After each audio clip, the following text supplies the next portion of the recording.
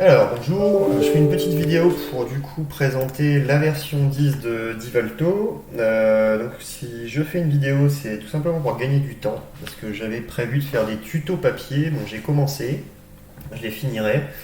C'est assez gourmand en temps de faire des tutos papier, essayer de faire un truc clair, simple, et en même temps expliquer un maximum de fonctionnalités. C'est pas toujours simple, une petite vidéo des fois c'est plus vite fait et ça parle à mon avis à tout le monde. Donc là déjà ce qu'on peut constater c'est que Divalto maintenant va être installé sur votre bureau d'ordinateur directement sur Windows, alors qu'avant on devait passer en bureau à distance, tout au moins pour toutes les personnes qui travaillent du coup en télétravail. Donc là, ce ne sera plus nécessaire. Le bureau à distance sera d'ailleurs bientôt supprimé. On mettra sûrement des raccourcis vers les dossiers importants comme là. Moi, j'ai accès aux dossiers tarifs, tout ça. Donc, j'ai pas besoin d'aller sur le bureau à distance pour ça. Et donc, forcément, pour les gens qui travaillent à domicile, il y aura toujours l'obligation de se connecter au VPN, hein, qui est donc un pont, hein, une liaison entre la connexion de votre domicile et le réseau de la société. Donc on se connecte au VPN si on n'est pas à la société et on lance Divalto. Donc on va avoir une fenêtre d'identification. Donc les temps de chargement sont sûrement un peu plus longs que ce qu'on aura à la fin. Donc la raison c'est que les ressources du serveur actuellement elles sont allouées à la version 6 de Divalto forcément, parce que c'est celle qui est utilisée. Demain, quand on aura migré en V10, notre prestataire F18 va réallouer les ressources du serveur pour les rediriger vers la version 10 de Divalto. Donc on devrait gagner beaucoup en temps de traitement. Donc j'ai installé sur chacun de vos postes plusieurs profils. Donc un profil l'ermite test que j'ai mis par défaut. Le profil Bruno, c'était au début, c'était pour faire des tests. Ensuite, j'ai un profil, du coup, l'ermite, qui sera utilisé pour la version réelle de Divalto. Donc, il faudra venir ici, modifier dans les options, cliquer sur l'ermite et mettre définir comme profil par défaut. Ensuite, on fait les deux petites flèches pour réactualiser. Et voilà, en fait, on enregistre les modifications. Voilà. Et donc là, à partir du moment où on a fait ça, ce sera toujours le l'ermite qui se proposera en premier. Donc l'identifiant et mot de passe, moi je les ai enregistrés, donc il n'y a pas besoin de les saisir. Après c'est à vous de voir. Est-ce que vous voulez les saisir à chaque fois ou pas, selon peut-être les droits et les fonctionnalités que vous avez, c'est peut-être intéressant. Donc là moi je valide, donc ça va ouvrir du coup Divalto. Donc voici la nouvelle présentation. Alors ça a forcément changé énormément au niveau du visuel, donc on va pas prendre peur, parce que au final, c'est pas bien différent, c'est juste de la mise en page. Donc en haut, pour ceux qui utilisent plusieurs dossiers, vous avez la petite tête ici, le petit utilisateur. Donc ici, en fait, on peut passer du dossier 1 au dossier 3. Le dossier 3, c'est Roby, hein. Donc bon, ça, c'est pour les gens qui, comme David ou d'autres personnes, c'est peut-être Cathy, sûrement la compta, oui, vont d'un dossier à l'autre dans la journée. J'en fais partie. Donc là, je vais rester sur le dossier l'ermite pour la présentation. Ensuite, qu'est-ce qui est intéressant? Donc ici, on a un petit engrenage. Donc on va avoir tout un tas de widgets qu'on peut venir rajouter. Les widgets, c'est comme sur les téléphones portables. Par exemple, le widget météo, voilà, porte bien son nom. Alors de base, il se met sur Strasbourg, il faut le configurer. Bon, ça, à mon avis, ça ne peut pas être forcément très compliqué. Fougère, voilà, tac, voilà, j'ai la météo de chez moi. Le calendrier, ça peut toujours servir. Et puis du coup, bon, par exemple un petit bloc-notes, on va mettre un petit bloc-notes pour pouvoir écrire des choses dans la journée, éventuellement ne pas oublier. Voilà pour les widgets, donc en fait on réduit la fenêtre et ils restent tout le temps affichés. Dès qu'on redémarre Divalto, ils seront là. Après, il y a un truc très utile, c'est la petite loupe qui est ici sur la droite. En fait, si vous recherchez un menu ou une fonctionnalité de Divalto et que vous ne savez plus où la trouver, ou c'est même bien souvent plus long de chercher dans tous les menus, et bien là, vous allez taper directement le nom ou le début du nom de la fonction. Et là, par exemple, moi, si je veux importer des articles dans Divalto, bah, je le sélectionne et il va tout de suite m'ouvrir la fenêtre d'import des produits. Donc c'est comme ça que je fais pour créer les produits, hein. J'ai des tableaux Excel et je viens intégrer du coup les produits dans Divalto grâce à ça. Donc ça va fonctionner pour tout, hein. On peut faire article, là on clique ici et ça va nous ouvrir du coup la fiche article. Alors, ça tombe bien qu'on arrive sur la fiche article, parce que c'est un des sujets importants du coup de la V10, c'est que ça a fort changé, on s'en rend compte.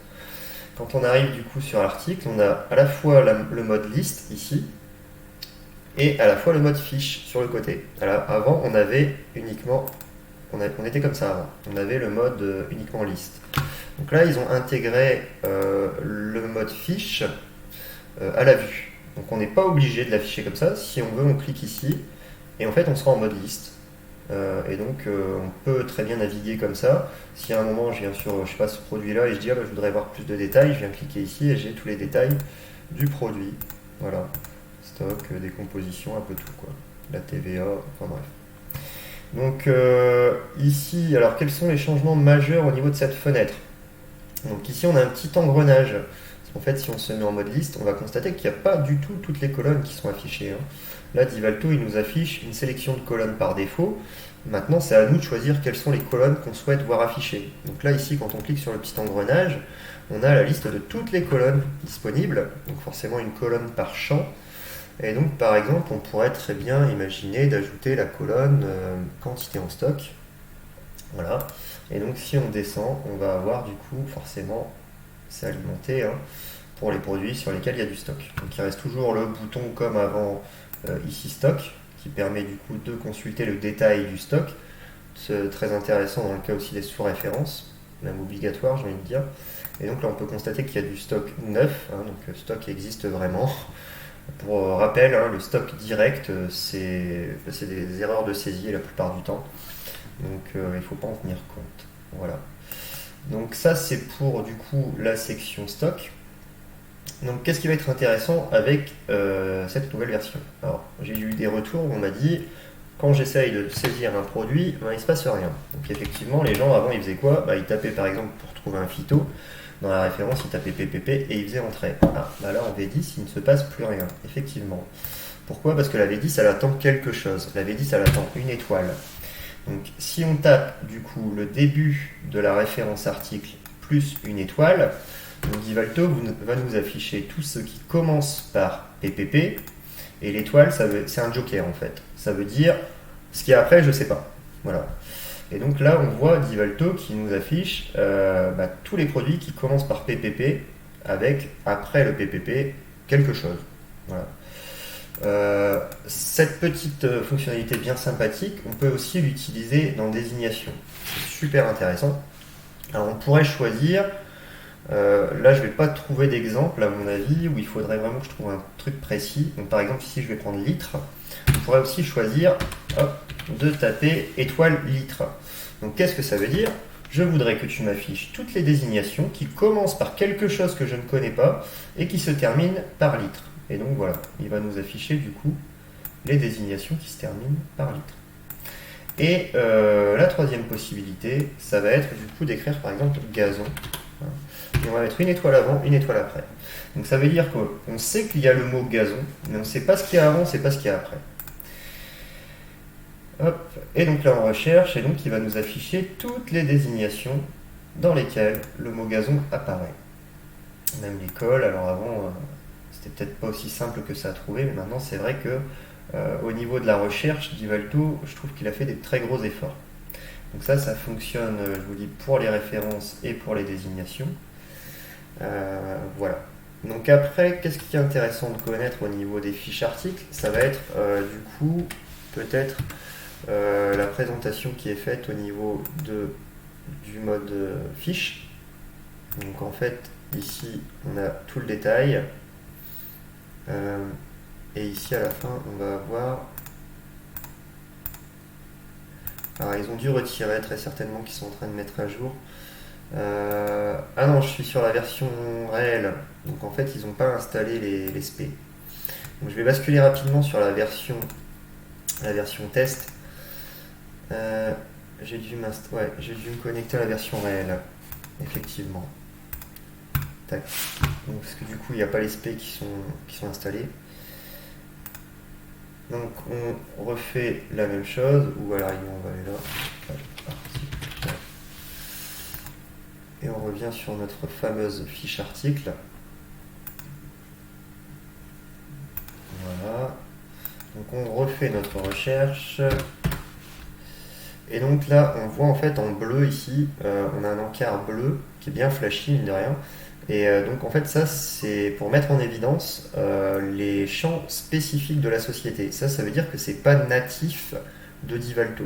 Ça c'est un truc qui a été rajouté spécialement pour la société L'Hermite ou Roby. Hein. Et donc en gros c'est développé par Progiteam. Ça c'est pas du standard. Après bon il y a tous les champs habituels, hein, les unités, les poids. Bon après il n'y a rien qui change vraiment au niveau de tout ça. Donc je suis pas sûr qu'il soit nécessaire de s'y attarder.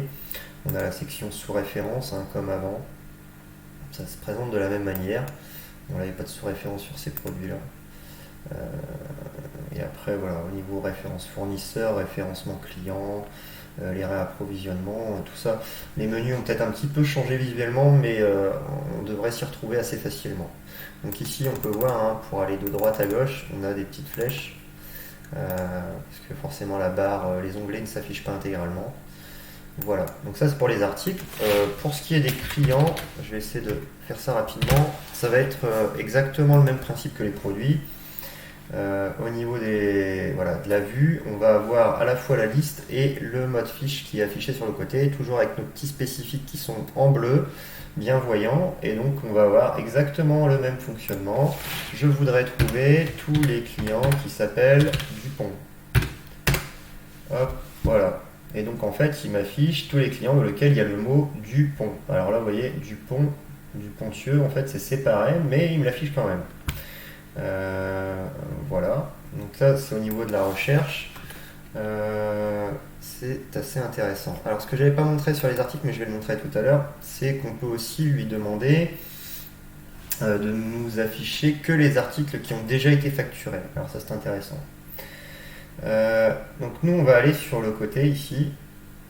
En fait on a Divalto Infinity là, avec une petite flèche. Donc on va cliquer dessus et en fait les menus qui se trouvaient à l'époque sur le côté de la V6 ici, ils se trouvent maintenant en bas. Donc en fait il faut ouvrir le menu, déployer le menu et donc vous avez les différentes sections. Par exemple ici celle qui nous intéresse c'est celle commerce et logistique dans laquelle on va retrouver notre fameux article qu'on a été chercher ici tout à l'heure. Et voilà, c'est ici le menu, on peut afficher uniquement les articles facturés. Donc, par exemple, on va refaire toujours nos PPP, on affiche, et là il nous affiche que les phytos qui ont déjà été facturés, c'est-à-dire qu'il ne va pas afficher ceux qui n'ont jamais été vendus ou achetés. Voilà. Donc ça c'est intéressant aussi peut-être pour éventuellement prévoir les réappros ou bien vérifier si vraiment des produits ont déjà été... si les produits n'ont pas été vendus, des fois il peut y avoir une raison. Bon, enfin, bref. On a aussi du coup forcément les devis, les commandes, les BL, les factures, etc. Tout un tas d'autres fonctionnalités que je ne vais pas détailler aujourd'hui. Donc là par exemple on va saisir un devis. Donc on va aller sur devis et après saisie des devis. Donc là il va nous ouvrir la fenêtre pour saisir le devis. Alors on n'oublie pas que si c'est long c'est parce que les ressources du serveur doivent être réallouées à la V10. Et donc là si on retourne dans notre menu ici, et qu'on veut revenir en arrière, on a la petite flèche sur le côté pour revenir en arrière dans les menus. Voilà, c'est pas compliqué. Donc là ici, alors deux solutions, soit je viens ici, je sélectionne la bonne feuille, moi j'ai tendance à faire ça, mais sinon ici on a tous les traitements en cours. Donc en fait les traitements en cours, bon, par exemple devis client, si je clique là il va me rafficher la fenêtre. Traitement en cours forcément, si aucune fenêtre n'est ouverte, il sera vide. Donc ça peut être utile pour les gens qui aiment bien avoir beaucoup d'onglets ouverts en même temps, et il y en a beaucoup qui font ça. Donc là on va créer une nouvelle pièce, donc vous voyez que du coup au niveau du devis ça se présente vraiment beaucoup comme dans la V6. Donc on va appuyer sur le petit plus pour créer une nouvelle pièce, on va aller sectionner un client. Donc ici soit on va appuyer sur la touche F9. Alors ça c'est un des gros changements, c'est que la touche F8 que peut-être beaucoup de gens utilisaient au quotidien, elle n'a plus le même usage et je vais vous montrer ce qu'elle fait. Alors par exemple, la touche F8, on va taper ça, on va mettre une étoile et on va faire F8. Et donc en fait, il va nous afficher uniquement les clients qui commencent par du coup le code que moi j'ai mis avec l'étoile. Et donc en fait, il nous affiche une liste courte. Donc ça peut être intéressant si vous connaissez le début du code client ou quasiment le code client en entier. Vous faites F8 et hop, il vous affiche une liste raccourcie. Si on fait la même chose, ou même uniquement comme ça, et qu'on fait F9, là il va nous afficher du coup la page client, donc avec le mode liste et le mode fiche. Et donc de la même manière, là on aura plus de détails forcément, mais on va pouvoir ramener notre petit client, donc avec le renvoi des données comme à l'époque. Donc là on va aller chercher l'ermite. Donc maintenant on a ensuite le délai demandé. Donc si on clique dessus, on peut avoir du coup le petit calendrier qui nous permet très rapidement de renseigner la date. En plus du coup bon, c'est pratique. Je sais pas si c'était comme ça déjà en V6, mais bon on a tous les jours de la semaine, tout ça. Ce qui est bien sympa. On peut changer le dépôt, tout ça, et le code OP. La date de la pièce, enfin bref, un peu tout. Donc là on valide. Donc à la création d'une pièce, quelle qu'elle soit, on va avoir une fenêtre qui va s'ouvrir qui concerne le mode de transport. Donc le mode de transport, il est sélectionné au début à la création d'une pièce forcément, systématiquement. Donc là aujourd'hui c'est une grosse fenêtre comme ça qui s'ouvre. Au niveau donc, des projets, il est prévu là, une petite fenêtre, comme tout à l'heure je vous l'ai présenté pour les clients, une fenêtre courte, enfin je sais pas comment on peut appeler ça, plus brève, où il y aura uniquement ces données-là, et on aura juste à double-cliquer sur la bonne donnée. Là, il n'a pas encore réussi à le faire, parce que il ne comprend pas où ça bloque, mais ça ne veut pas. Donc là, il a réussi du coup à mettre la grande fenêtre, et donc là, on sélectionne, et on fait la petite porte, on renvoie les données. Notre mode de transport, il va s'afficher ici. Donc le délai demandé, il a bien été ramené ici, comme ça a été demandé. Donc là, pour ajouter des lignes, mais qu'est-ce qu'on fait? On va cliquer sur le petit plus qui est ici. On va aller toujours comme tout à l'heure. On va par exemple retaper des phytos. J'aime bien les phytos. Et on va faire par exemple F8. Donc voilà, F8 nous affiche du coup une liste courte de produits. Toujours sympa. On a les trois petits points. On double-clique dessus et on sélectionne ce qu'on veut. On double-clique sur le produit. On le ramène dans la fiche. On sélectionne la quantité et après voilà, on met le tarif qu'on veut. Alors là on est en T1. Sur du phyto c'est un mauvais exemple, il n'y a qu'un tarif. Mais j'allais dire on pourrait mettre T2, T3, T4, peu importe, on choisit. Mais en phyto il n'y a plus qu'un tarif depuis la loi Egalim. Du coup on va montrer un autre produit. Par exemple un petit Peltracom, donc PCM étoile, et on va faire la touche F8. On va aller sélectionner par exemple le 103 fleurs en big bag, on double-clique, et là on va mettre, je ne sais pas, 10 mètres cubes, peu importe. Donc là en fonction du code postal de livraison du client, qui est renseigné dans l'entête, qui se trouve ici, donc le prix, en fait le code postal du code tarif va être dépendant du coup du code postal du département plutôt de livraison de la pièce. Donc là on sélectionne. Si on avance, on voit que le code tarif il a changé. Donc là, on se met en, par exemple, relivrer T1. On va agrandir la colonne pour que ce soit plus visuel. Relivrer T1. On va passer à la colonne suivante. On va passer en 98 T1. D'accord? On repart en arrière. On fait direct T3. Hop, le code tarif passe en 98 T3. 98, c'est quoi? Le 98, c'est en gros le 59 Nord. Il n'était pas possible d'intégrer un code tarif 59 Nord T1, 59 Nord T2 et 59 Nord T3. Donc le code tarif qui a été choisi pour le 59 Nord, c'est le 98. Donc là, en grande partie, ça concerne la société L'Ermite, qui est dans le 59 Nord, mais il y a quelques clients qui peuvent avoir du coup cet avantage-là. Donc voilà, donc, par exemple, moi j'ai choisi le T3 à relivrer. Donc là, il va m'afficher. Alors il y a un petit bug d'affichage, c'est qu'il va masquer la première ligne. Ça c'est pareil, c'est un correctif qui est prévu. En fait, elle est toujours là, mais c'est juste qu'elle est masquée. Alors quelque chose qu'on peut constater, c'est que à chaque fois qu'on saisit une ligne, on sort du mode saisie d'article. Donc on va être obligé de rappuyer sur le petit plus ici. Ça peut être vu comme un inconvénient, parce qu'à chaque fois on est obligé de recliquer là pour ressaisir un produit.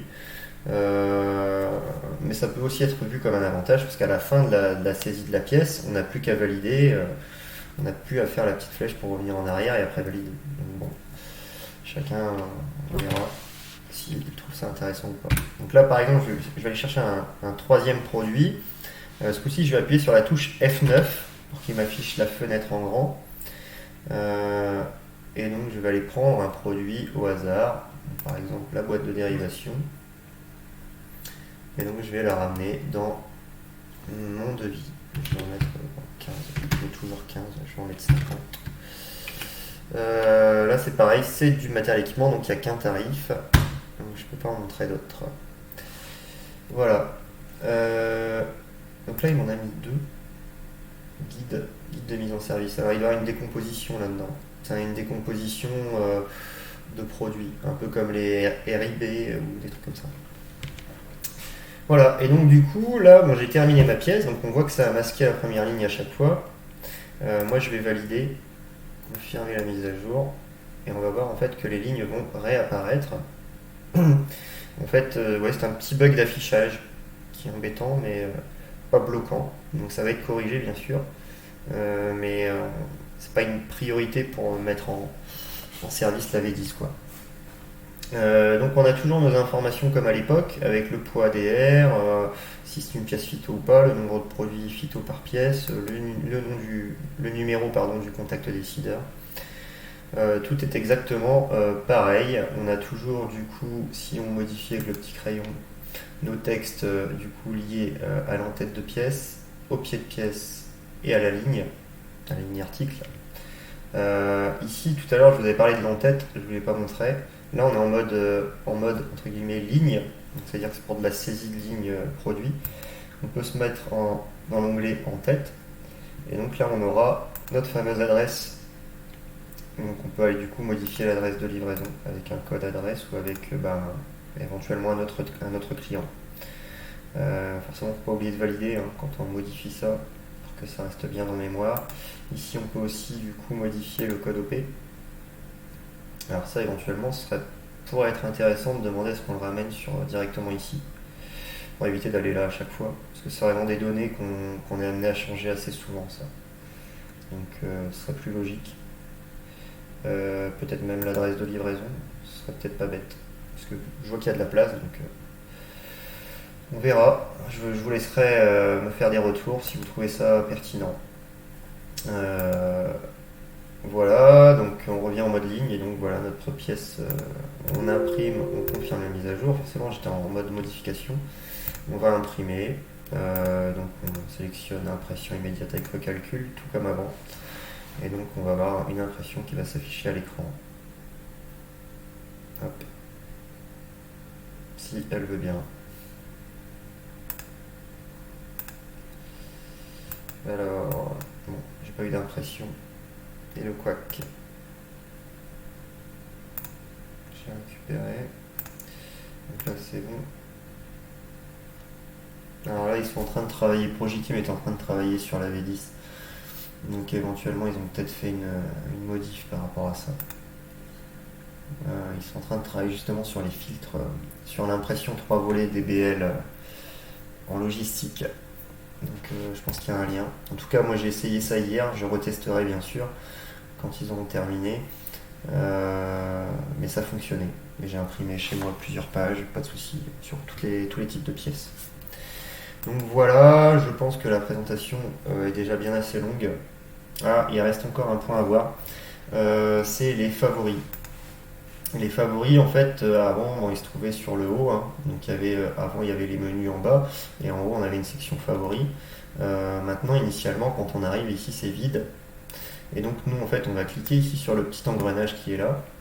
Et donc, on va créer des rubriques. Donc là, par exemple, j'ai créé une rubrique intégration, fournisseur, client. Donc, je sais pas, je pourrais créer une nouvelle rubrique, je sais pas, prospect, par exemple. Peu importe. Et donc là, je vais aller chercher du coup dans mes menus mes prospects. Et il n'y en a pas.